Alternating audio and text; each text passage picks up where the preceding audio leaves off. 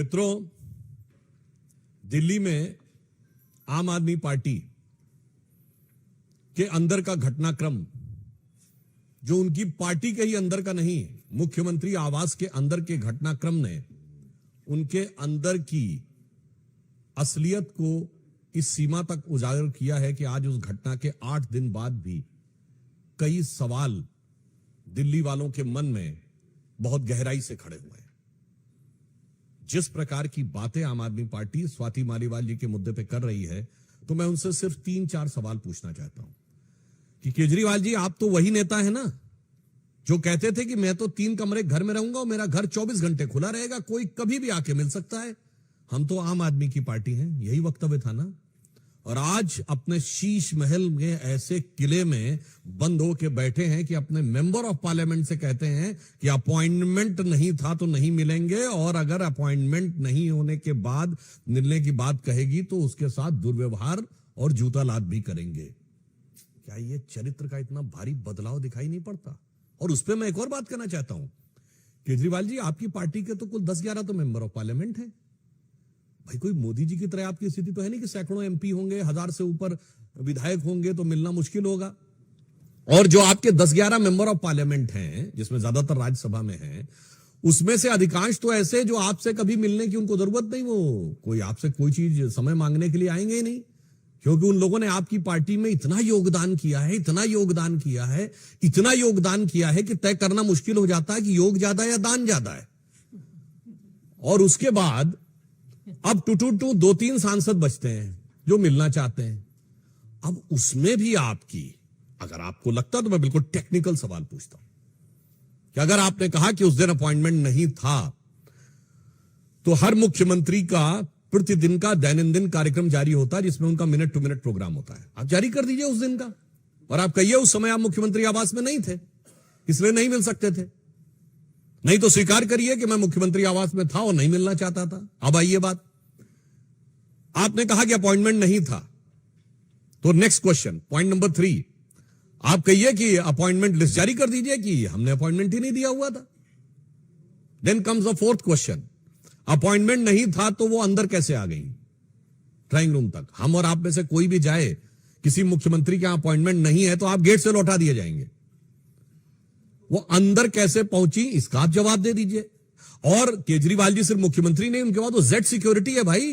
वैसे तो वो थे जो सिक्योरिटी नहीं लेने वाले थे, मगर आज जेड सिक्योरिटी, और किसी जेड सिक्योरिटी वाले के घर के अंदर अगर कोई अवांछित व्यक्ति घुस गया तो उनके सुरक्षा कर्मियों ने as per the security protocol क्या कार्रवाई की?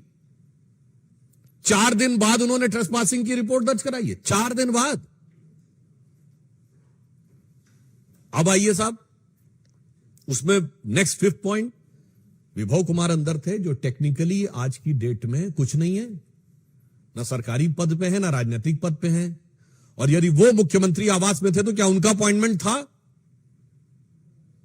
अपॉइंटमेंट लिस्ट में दिखाइए कि विभव कुमार का अपॉइंटमेंट था, मगर वो भी सामने नहीं आया। और फिर अगला प्रश्न उठता है कि अगर अपॉइंटमेंट नहीं था तो वो किस कैपेसिटी में थे?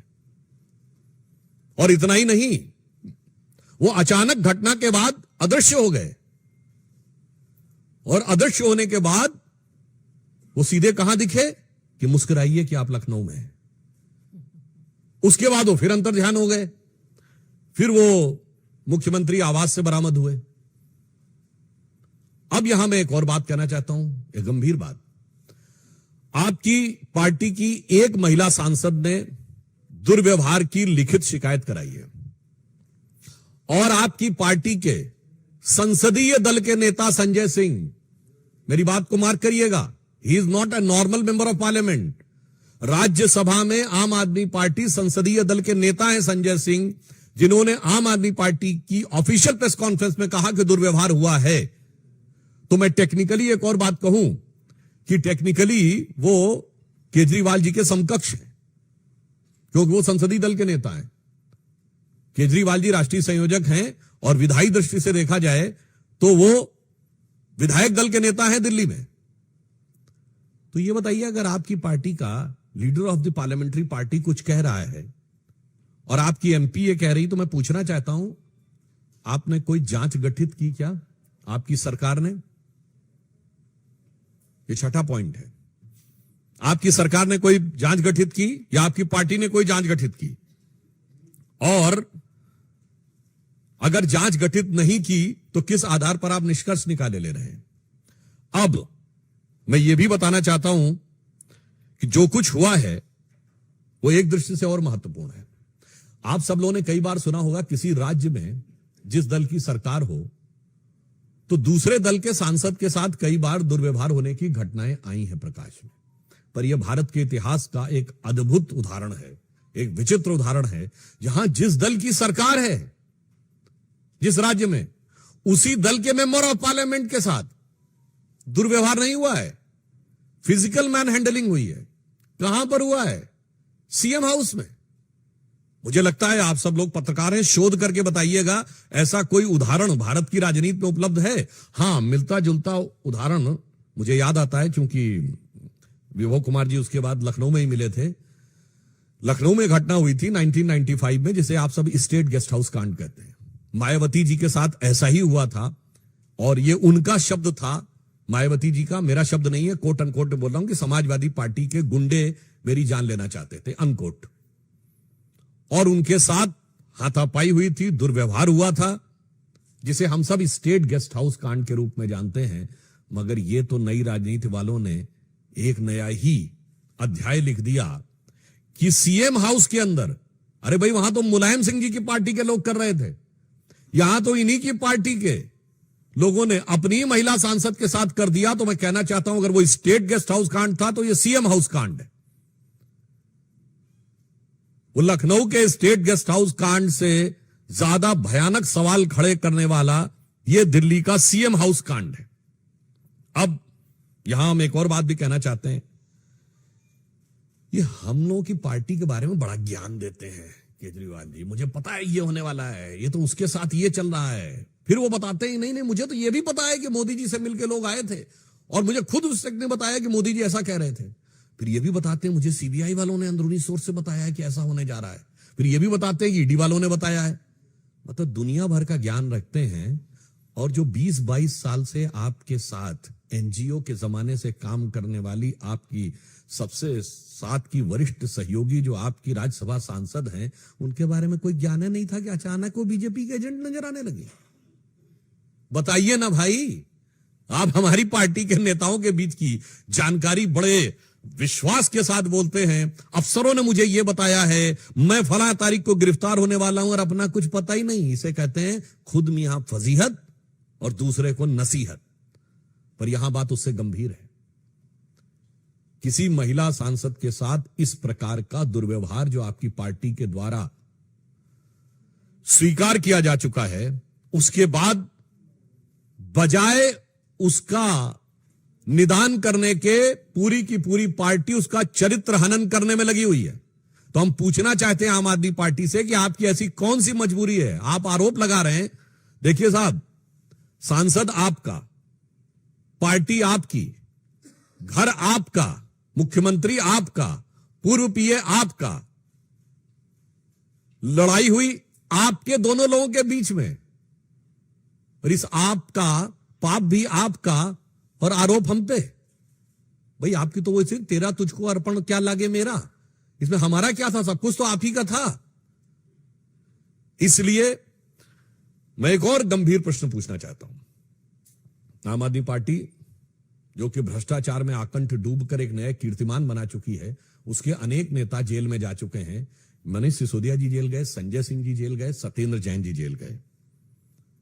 परंतु आपने कभी केजरीवाल जी को उतना विचलित और उद्वेलित नहीं देखा कि वो सड़क पे निकलकर प्रदर्शन करने लगे जितना विभव कुमार की गिरफ्तारी की बात करने लगे, जबकि वो टेक्निकली पार्टी में कुछ भी नहीं आज की डेट में। ये राज क्या है, दिल्ली की जनता जानना चाहती है और देश की जनता जानना चाहती है कि मनीष सिसोदिया जो आपके उप मुख्यमंत्री थे, सत्येंद्र जैन आपके मंत्री थे, संजय सिंह राज्यसभा में नेता संसदीय दल थे, उनकी गिरफ्तारी पे आप सड़क पे नहीं उतरे, भाजपा मुख्यालय की घेराव करने नहीं आए, और विभव कुमार की गिरफ्तारी से आपकी बेचैनी इस कदर नजर आ रही है कि वो साफ समझ में आता था। वो लखनऊ की प्रेस कॉन्फ्रेंस याद करिए, जब सवाल पूछा गया तो उनके चेहरे की जो भाव भंगिमा थी उस सवाल के ऊपर, वो साफ नहीं बता रही थी कि लाख छुपाओ छुप न सकेगा, राज हो कितना गहरा, और दिल की बात बता देता है असली नकली चेहरा। और उसके बाद उन्होंने जैसे वो खिसकाया था उस तरफ अखिलेश जी की तरफ माइक, तो हम लोगों को बचपन के दिनों की बात याद आई कि बैट्समैन आगे बढ़ा और उसके देखा गेंद बहुत खतरनाक ऑफ स्टंप के बाहर, तो अपने कदम वापस खींच लिया और जाने दिया विकेट कीपर के ग्लव्स में, वैसे ही जाने दिया सवाल उन्होंने। और उससे बड़ी बात है कि महिला सांसद के साथ यह हो रहा है और पत्रकारों के साथ दुर्व्यवहार हो रहा है। एक न्यूज चैनल की महिला पत्रकार के साथ हाथापाई, दुर्व्यवहार, और यह कहते हैं कि यह लोकतंत्र इनके आने से बचेगा। यह एकमात्र पॉलिटिकल पार्टी है जिसके ऊपर यह आरोप लगा कि चीफ सेक्रेटरी को अपने घर में बुलाकर मारपीट की। चीफ सेक्रेटरी ने लिखित एफआईआर दर्ज कराई। कोई दूसरा उदाहरण भारत की राजनीति में नहीं होगा। तीसरा मैं याद दिलाना चाहता हूं, बहुत से लोग भूल गए होंगे, 2024 का चुनाव चल रहा है। 2014 के चुनाव के समय आम आदमी पार्टी की टॉप कमेटी ने, जो इनकी शीर्ष एग्जीक्यूटिव कमेटी थी, उनके लोगों ने भाजपा कार्यालय पे अशोक रोड पे हमला बोला था, लाठी डंडे लेकर पथराव किए थे। ये स्वभावतः उत्पात और बवाल करने वाले लोग हैं। केजरीवाल जी ने मुख्यमंत्री होने से पहले, याद करिए, बिजली के वायर काटे थे।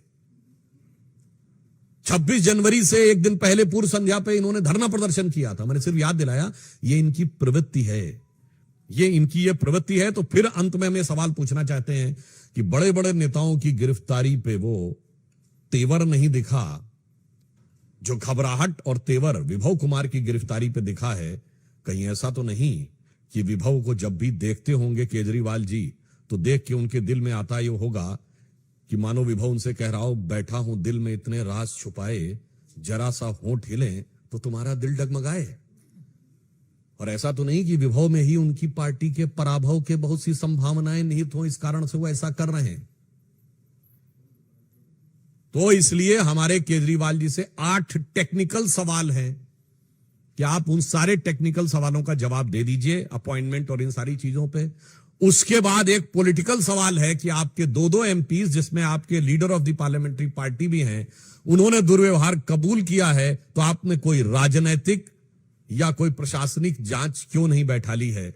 और तीसरा अंतिम एक मॉरल सवाल है कि बड़े बड़े नेताओं की गिरफ्तारी पर आपने वो प्रतिक्रिया नहीं व्यक्त की जो विभव कुमार की गिरफ्तारी में की। इस राज का रहस्योद्घाटन कर दीजिए। धन्यवाद।